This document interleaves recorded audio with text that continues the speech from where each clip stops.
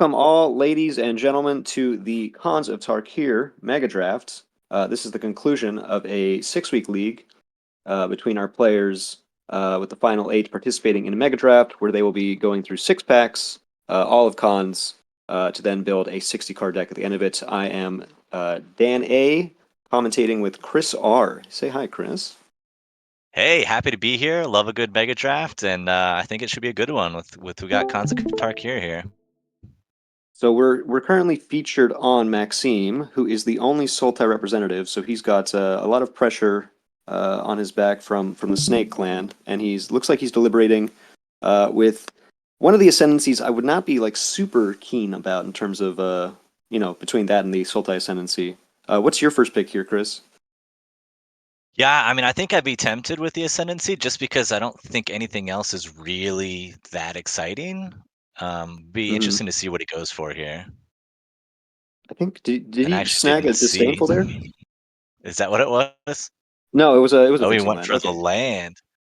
Yeah, Yeah, I and that's a mean, yeah, it smart was not a move to very start. exciting pack.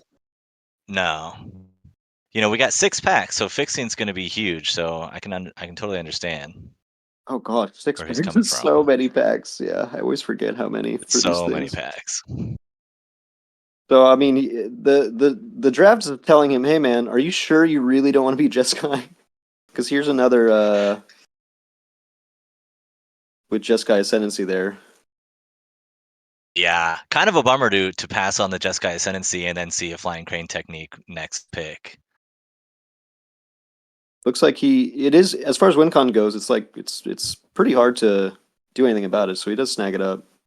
Hopefully he won't miss out on the ascendancy too much. And looks like he's got a bunch of fixing here. I'm thinking maybe the Delta or just the white blue land.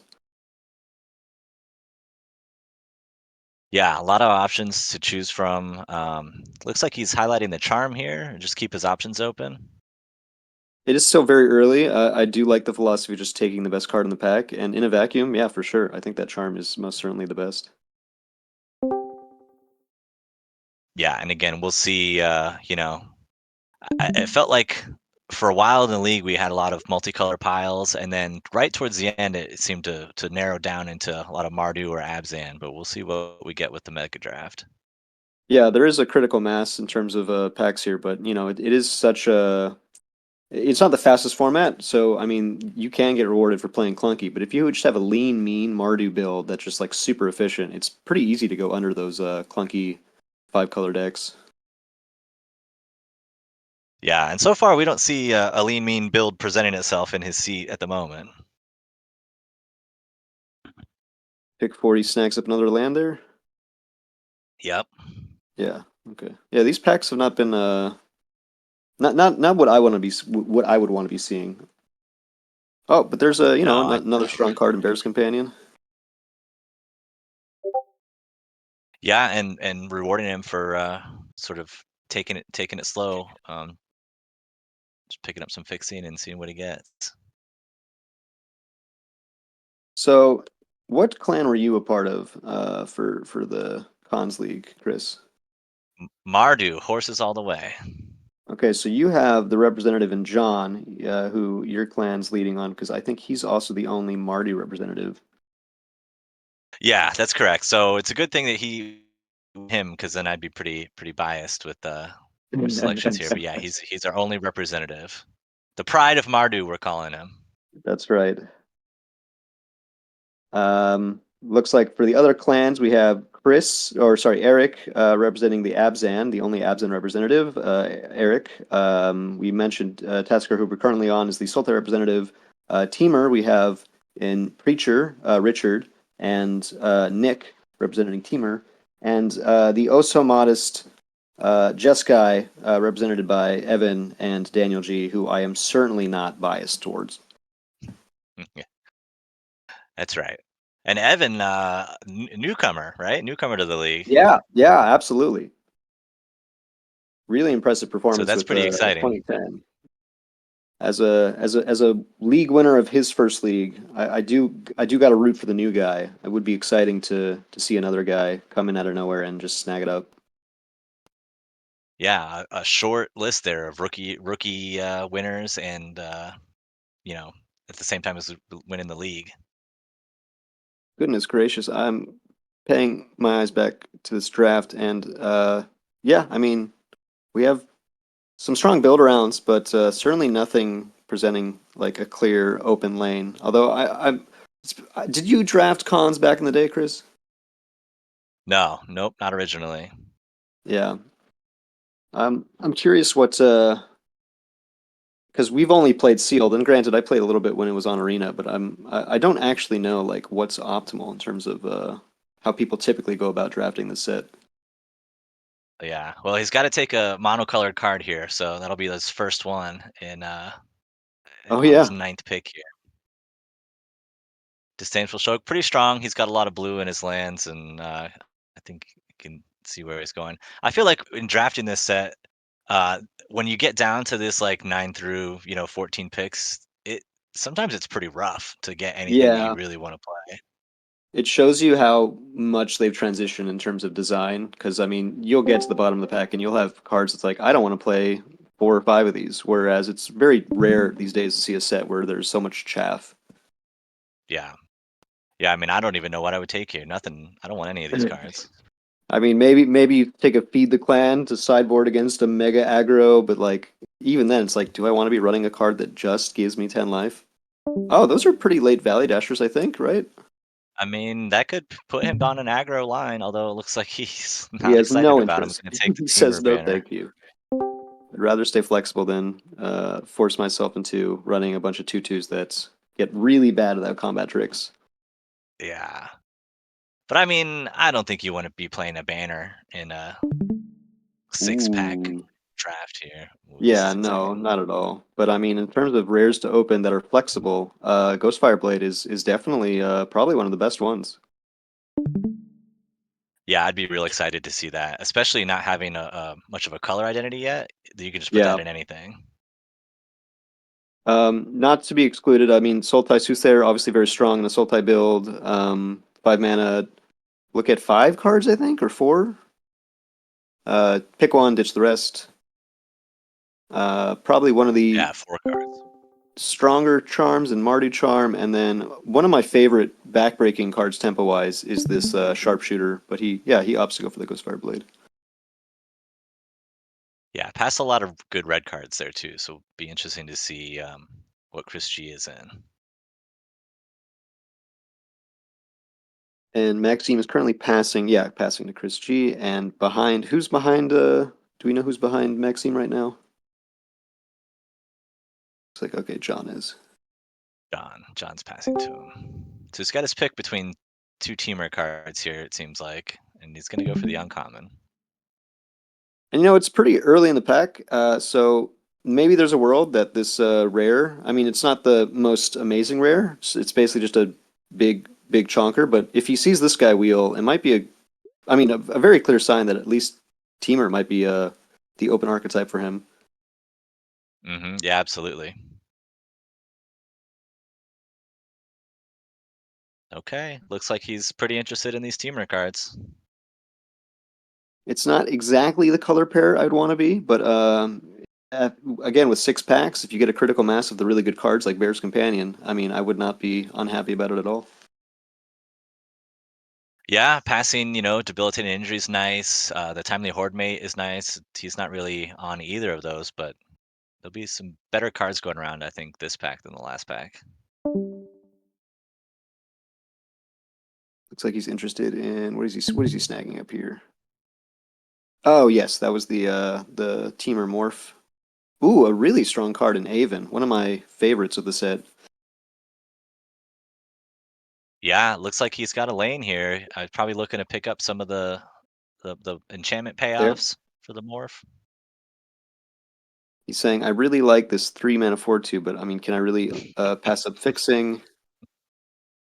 And when you have a critical mass of these tap lands, I mean, like gaining 5 or 6 life over the course of the game is no small thing. That was definitely my experience in the league. I would get an extra turn or two out of that, really. I mean, it Yeah, can be a pretty big game. especially if you're playing a clunky, slower deck. So I really like how they reward, reward being a greedy soup build. Yeah, giving you that extra finally. sort of life padding. Yeah, finally, yeah. So much of modern Magic these days feels like you didn't play something on turn two, well, game over, buddy. But I do miss the charm Yeah. of, let's start on turn three. They take it nice and slow. So do you like this creature here over maybe a treasure cruise? Might be nice to have in this deck. I think Treasure Cruise is certainly fine. I think it's less premium than this than the one he snagged up, the one that outlasts. Just because Captain. outlasting Okay. for one is just so strong.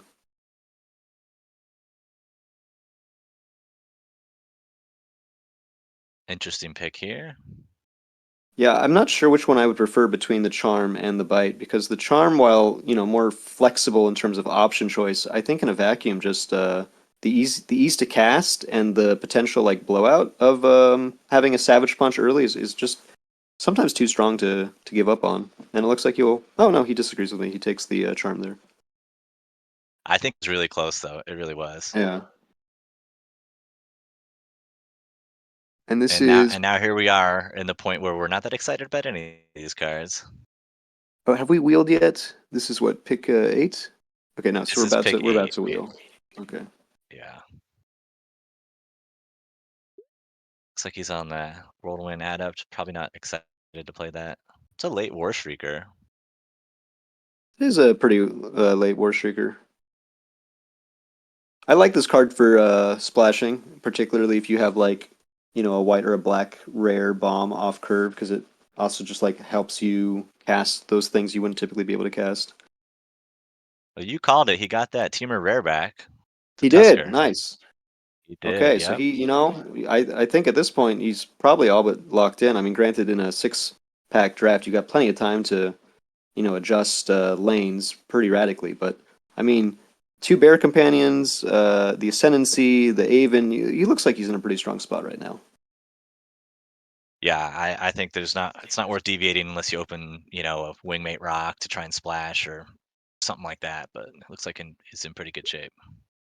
For those just joining us, we're about to crack into pack number three. I don't know if Professor Alquist will allow it, but I believe in the agency, Ravnica Detective Agency subreddit, or sorry, subthread, there is a option to vote on who you think will draft the highest in the league. I don't know if it's too late. I think you have until the end of the draft portion to submit your guesses.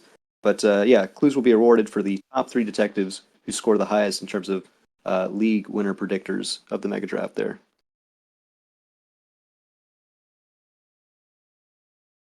I'm Do not you, gonna do you lie, want I to don't know reveal if. your pick to win, Dan? Oh no, I simply couldn't do that. Or else Oh, okay. All right. everything I say Maybe from at the now end of on the is draft we could. suspect. Yeah, yeah. Well, I mean, even then, let's see after the first round, because I don't want to, Okay. I don't want to put pressure on any competitors or jinx anything, commentators curse, etc., etc. How do you feel about this turtle? Because I have not been such a fan of it. I'm not excited about it, but I mean, I think the Flair, especially, he'll probably have some big guys. I think that's the pick there. I think that makes sense. Yeah. Four life is just like, such a large amount of padding for a deck that's not super fast. Really, like when I think of Teamer, I think mid range basically all the way. Yeah, I mean, he's gonna have to start looking for filling out the lower part of his curve here. Not that he has a good We option to have do so in this pack. Yeah, it's kind of hard in Teamer to find. I mean, you're not really finding good two drops period this set outside of Mardu colors, but they do have the 2 mana Death Touch, and then just the a bear like that companion there, no, or sorry, the stag that gives 2 life when it dies. I think it was pretty telling that Crackling Doom. Well, I guess we're still only in pack pick 3, so maybe that's not that telling. Crackling Doom would be both two colors off for Maxime to cast. Still a very strong card. I don't think it would be crazy to speculate on taking it, depending on how the fixing's been going. Yeah, I didn't mean for him, but I think just passing that, see how far that gets past. It seemed like we saw some good Mardu cards getting passed. I wonder who will reap the benefits of that. Sure, they'll be very happy to see Crackling Doom. What is this Teamer rare we see here? That's either some art I haven't seen yet, or a card I just haven't opened this set. I am not familiar. Trap Essence. Counter target creature spell, put 2+1/+1 counters on up to one target creature. Huh. Seemed pretty good.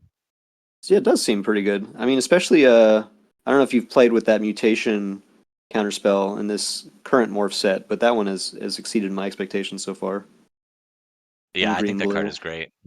Yeah. Yep. A lot of versatility. Oh, here's another. He's There's got another another option. second chance at it.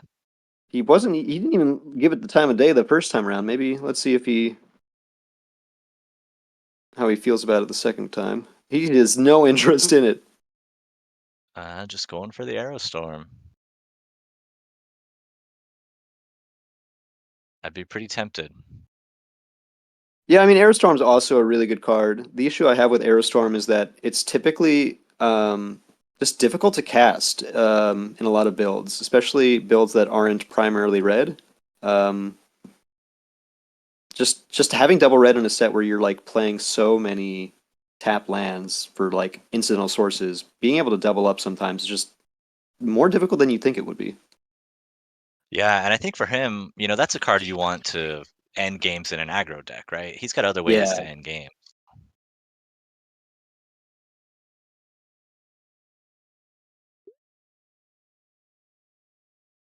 I wonder what the commentators Nothing did back in the here. day when it came to talking about the last five cards in these packs. I mean, these are just atrocious.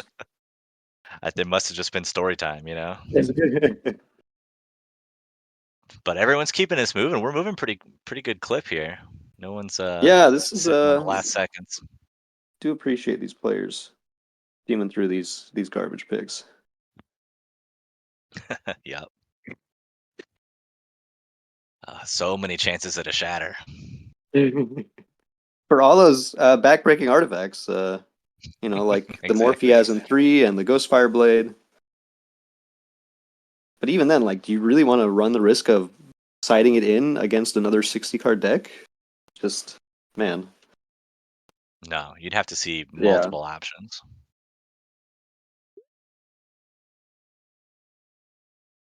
There's an artifact in Throne Yeah. of Tarkir, a card I've seen so many times and still would not be able to tell you what it did. Same. And it looks like we're not even looking at it here. If I recall, I think it gives some sort of anthem effect based on the largest creature you have. So I think in terms of any archetype that would consider giving it a sideways glance would be Teamer, but even then, it is just so slow. Yeah, he's using the time to reorganize here and not Some assess the pack. So. spring cleaning down under. That's funny. Hmm.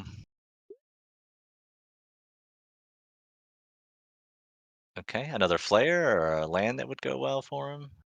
Oh, Yeah, I like the Flare, but I also love taking these crack lands just because they help incidentally like fuel any delve cards you'd like. Now, granted, Teamer doesn't run too many delve, but does opt to yeah, take that 3 mana 2/4/2, which is a pretty solid creature. I wondered if during the cleaning down there at the bottom he realized I need to lower my curve a little bit. Yeah, he takes a pretty nice morph in terms of this 3/1 that can offer Hexproof to something to fight against removal. Also, just a generally solid body. Okay, Savage Punch looks pretty clear here. The premium of removal for Teamer decks. I think this would be a second one he's snagged now, or maybe it's just his first. Nope, I think this is the second. His second, yeah. Oh no, it looks like there's no. You're right. Oh no. Well, I know he had Oh the yeah, because option. he took the charm last turn. That's right. Oh, okay.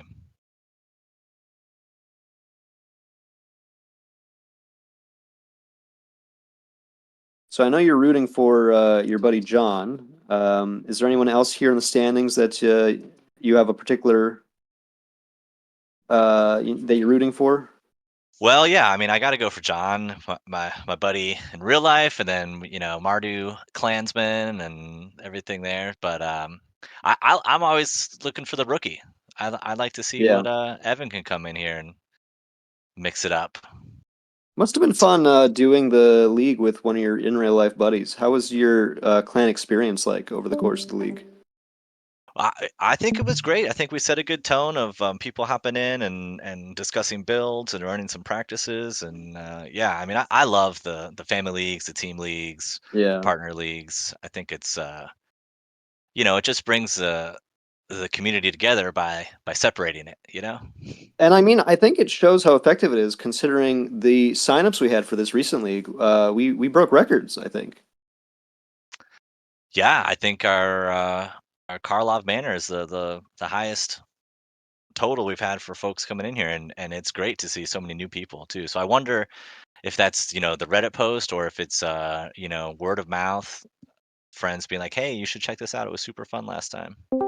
I do remember seeing some people in the side server mentioning pretty high retention rates in terms of their clan buddies that, they got close with over the course of the league. So, that's nice to know that taking time to give people a sense of community and unity, even during like a competitive league, it does show rewards. Okay, can pick up the dragon throne on the wheel here. No, not Nobody's even not even interested. on the wheel. You're never gonna run this 5-3. I mean, you're also maybe never gonna run the throne, I guess. Yeah. Do you put any stock into the monastery flock there? Slow things down a little bit I in think certain Monastery Flock matches? is totally fine. Honestly, any morph just period. Granted, we're doing 6 packs, so you're pretty unlikely going to be wanting to run the lower end of morph cards, but ones that give you flexibility in terms of like their role as either a 3 mana 2/2 or hey, this can sometimes be a flyer. I think it's rarely a mistake to put them in a deck. Yeah, and if he does get some of these morph payoffs, which I think he's really got to be looking for at this point, it certainly fits pretty well into that deck too. What a nice rare it would be to find. Ooh, I don't remember the name of it, but I know Secret Plans is one, and then Secret Trail maybe. Not a Secret Trail there, Deflecting a palm. Deflecting Palm. A card that became one of my favorites early because of a narrow victory it handed me in one of the arena opens, but Oh, pretty damn near unplayable. yeah. So Trail of Mystery is the card you're thinking Trail of of there. Mystery, yeah.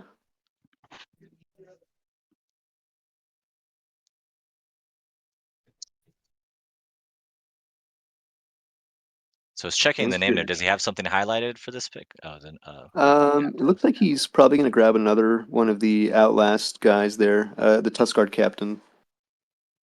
Okay, I think that makes sense based on what the options are. For those coming in, we are currently in, I believe, pack 4 or pack 5 of Pack our Mega five. Draft for Concept Tarkir. You'll be seeing this and one more before the players then take some time to leaf through their card pool to build a 60 card deck, just like our 60 card decks in League. So what are you looking at here for this pack? Nothing is great, but he's got some options. Nothing is great. I think he might be undervaluing these pump spells just because I think, I mean, it's not the best kind of spell in terms of what we're used to, but I mean, +3/+3 is a lot for set back then.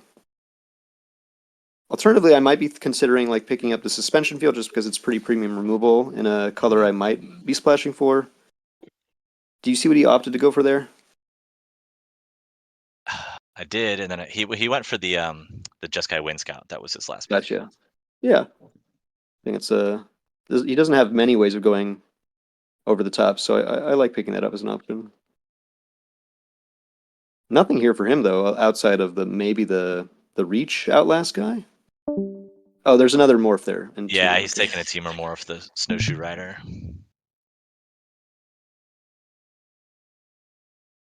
Ooh, I mean, I think it's got to be Force Away here, no? Yeah, I mean, he seemed to favor that Wind Scout over some other options, so maybe he's just going to stick with that and try and go to the skies. Looks like he's making his deck leaner blue-green wise. He's separating all these red cards to the side. Yeah, I think that makes senes. To me, this is kind of a late Bloodsoaked champion. Is nobody in black Yes, interested in that? I think that card is. really underrated. I mean, granted, maybe only certain builds want it, but in the right one, it's just, oh, it's such a pain to deal with. What Nobody is this wants to live. black card here on the side? XX 4 swamps. Delve make X 2/2 zombies. Like, I swear I played this set to completion, and there's some cards I still have never seen.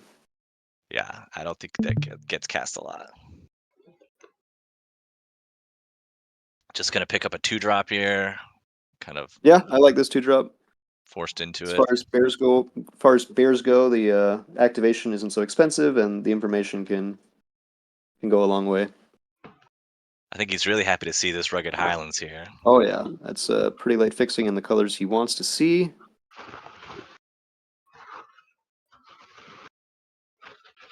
And we're back to cards no one has any interesting thoughts about. Although that's a pretty late kill shot. Kill shot's totally fine in this format. Yeah. I'd probably take a Tormenting Voice unless he's already got one. Yeah, he's got another shot at it. Feel like if you wanted to, you could Reluctantly, probably. reluctantly. If I have to take this over the Labusu, I guess.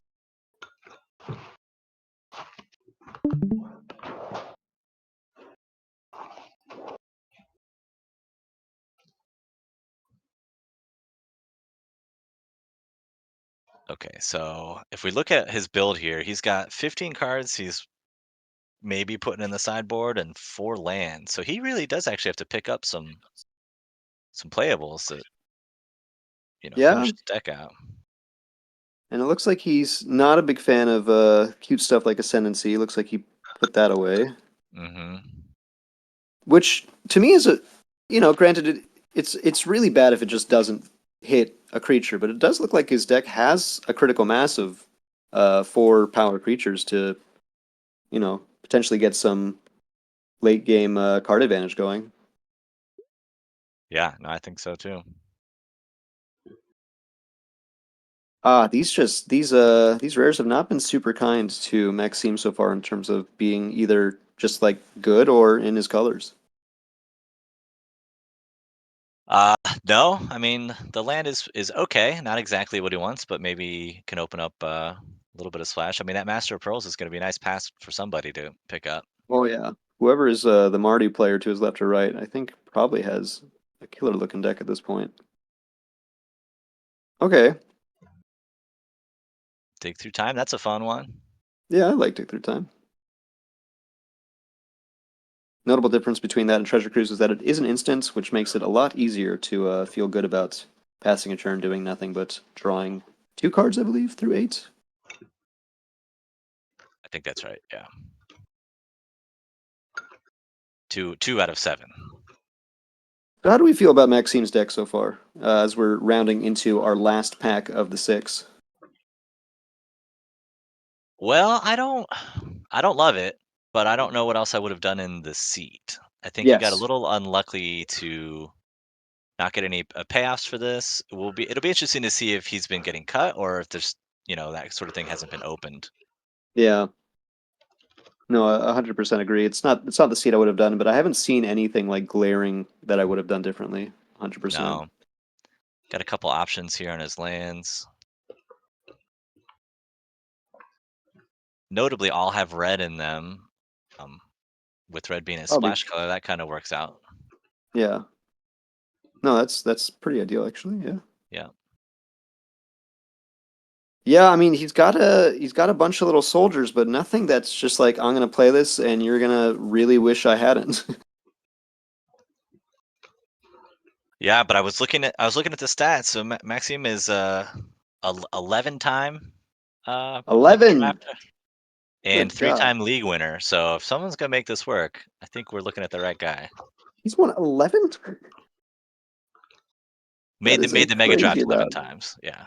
Still, I mean, gosh. Okay. Another snowshoe rider.